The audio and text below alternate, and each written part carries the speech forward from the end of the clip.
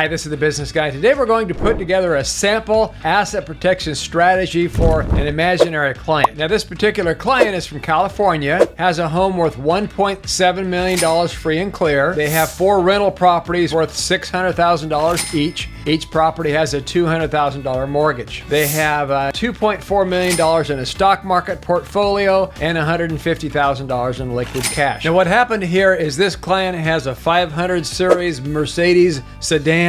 They were driving down the highway and somebody slammed on their brakes on purpose in order to get them to rear end them. They have the potential to get a $5 or $6 million judgment against them, and the good news is they have $1 million of insurance, but the bad news is they only have $1 million of insurance. This happens all the time where people get sued for beyond the limits of their insurance coverage, or they get into some type of liability like a contract dispute where there isn't any insurance to cover it. So we're going to go ahead and put together a plan for them, and here's an example of what we would do for that kind of person. I've been the CEO of Asset Protection Planners for about 33 years. We have about 105,000 clients, I believe, in our database. And if you appreciate this information, give it a thumbs up and subscribe if you haven't already. So here's what we would do. Okay, since this client has liquid assets, significant amount, 2.4 million, 150 grand in cash, we have different options. There's a domestic trust and there's an offshore trust. With the domestic trust, U.S. courts have jurisdiction over domestic trustees, and they have jurisdiction over U.S. accounts. Now, by the way, we have clients worldwide, so this doesn't just apply to the U.S.,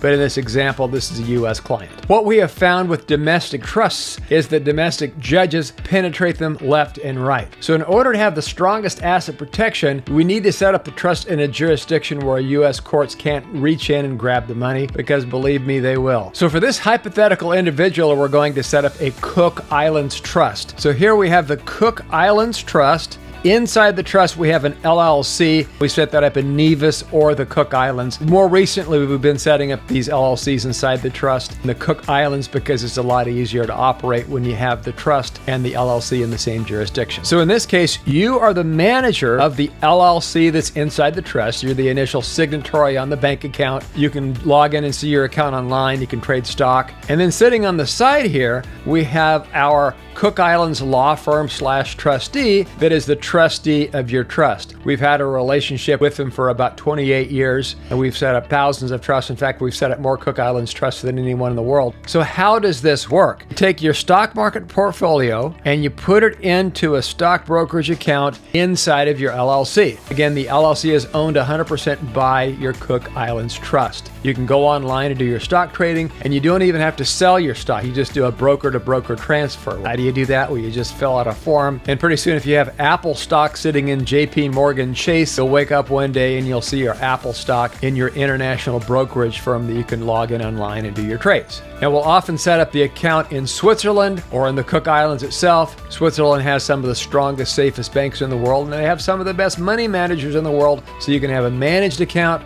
or you can have a self-managed account, whatever you prefer. Now, when the bad thing happens, that means you get a judgment against you and the courts could order you to pull the money out of that international brokerage account and give it to your opponent. Our law firm trustee can step in to protect you. U.S. courts don't have jurisdiction over our offshore company law firm, and therefore your funds remain protected within your LLC that's inside of your trust. So you still have access to your funds. In other words, you can log in online and see your stock market portfolio, and you can still do your trades yourself, but your opponent at law does not. You can also have a debit card associated with this. So it's like a refillable debit card, so you can buy your groceries, you can do your normal things, but it keeps your liquid assets beyond the reach of the local courts, and that person is trying to sue you. Now, this particular client also had a small real estate portfolio. They have the personal residence, of course, and they have 4 rental properties. What do we do to protect the real estate? We use different strategies because those are US-based assets. Just putting inside the trust alone isn't going to work, because the judge will say, great, you have that fancy trust, I don't really care. Those assets are in the US, I'm going to seize them. So we need to employ some additional strategies that does involve the trust, but what we need to do is we need to strip the equity out of that property, employ some privacy techniques and some extra asset protection techniques using limited liability companies, and I'll show you how that works. Okay, first let's talk about asset protection for your personal residence. What we'll do with your home is we'll put your personal residence here into a land trust. The land trust gives you privacy of ownership. So when somebody looks in the public records, they don't see that you own anything. So the personal residence goes into a land trust. Some people say, well, doesn't that invoke the due on sale clause? No. The Garn-St. Germain Depository Institutions Act of 1982 says you can put between 1 and 4 dwelling units to this type of trust, and the bank cannot call the loan due. I also have not had our clients get reassessed for county tax purposes, because when you put your property into a trust for your own benefit, that does not trigger a reassessment. In other words, we've never seen it happen to our clients. So your home goes into a land trust. We're going to do the equity stripping in a moment. Okay, so you say, that's great, business guy, but what about the equity in the property? If they penetrate through the land trust, can they take my home away? So that's where we do equity stripping. So we have your LLC. We typically use the LLC that's inside of your international trust initially, and then we record an equity stripping lien against your home. Now that is an equity line of credit, so no money changes hands. It looks to the outside world like your property is mortgaged to the hilt. We may need to go to a step 2 to get a third-party lender involved, so we'll talk about that in a moment if we do. Now we go to the real estate investments, and what do we do there? For the investment property, what we do is we put each piece of property into a separate land trust. So we have 4 rental properties in this example, so we have 4 land trusts. So the investment property goes into a land trust for privacy of ownership. Now with rental property, we add an LLC as the beneficiary of each land trust. So initially, you're the beneficiary of the land trust. We have a separate piece of paper called an assignment of beneficial interest, and the LLC becomes the beneficiary of each land trust. So that way you have lawsuit protection and asset protection through the limited liability company. And so a limited liability company, you have 4 limited liability companies in this case. 4 land trusts for privacy of ownership. It also helps you get around the due on sale clause, and then you make an LLC the beneficiary of each land trust. Now for the equity inside of each property, here each property is worth $600,000. You have a $200,000 mortgage on each property, so that's a tidy sum of $400,000 of equity each in each property. So you have $1.6 million of equity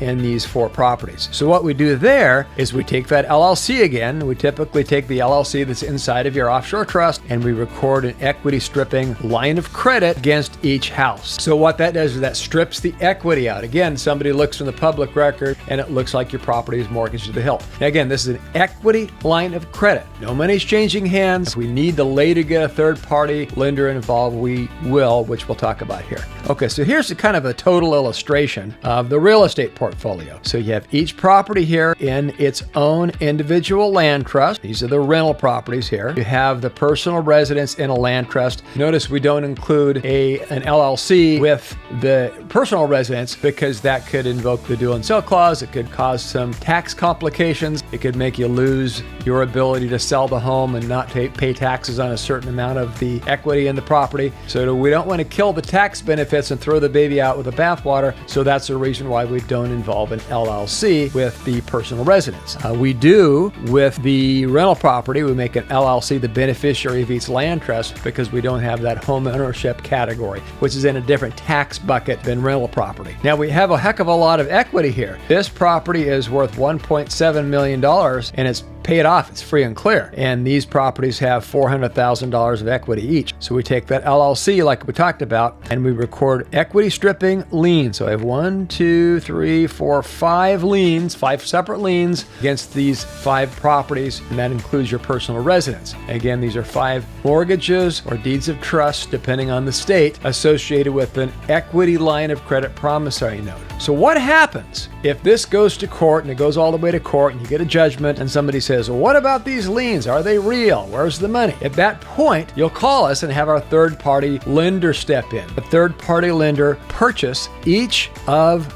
the notes against the property and put the proceeds, so it's like 90 to 95% of the value, and put the proceeds into your LLC inside of your offshore trust. That way it's beyond the reach of the local court. So see what we did there? We took a US-based asset, we stripped out the equity, and we put the proceeds from that equity in your offshore trust beyond the reach of the local attorney who wants to try to take it away from you. So what we've accomplished is we've pulled the value out of these properties. So there's nothing of value left in these properties for your opponent to take. This is not money you can run away and spend. That would be too risky to the lender. But it shows a judge that now these loans are payable to an entity that you're not associated with and that you have received the proceeds. And you can show a statement of the balance of the proceeds that you've received internationally. So we protect your liquid assets with the Cook Islands Trust here. Inside the Cook Islands Trust, we put an offshore LLC, and now we set that up in the Cook Islands as well. And what that does is that gives you a tool inside the trust that you can control, you can be the manager of until the quote bad thing happens. And at that point, you can have our trusted law firm step in as manager of the LLC. So that when the US courts say, give me the money, our international law firm doesn't have to comply because they are not within the jurisdiction of your local courts. So that's how this works, and this is how it protects you. So again, you still have access to your funds, you can pay your bills, you got a debit card, you can buy your groceries. So you're good, but your opponent at law is not. And then again, with your real estate, each piece of property into a separate land trust for privacy of ownership. The LLCs are the beneficiaries of the land trust for your rental property, and we record an equity stripping lien against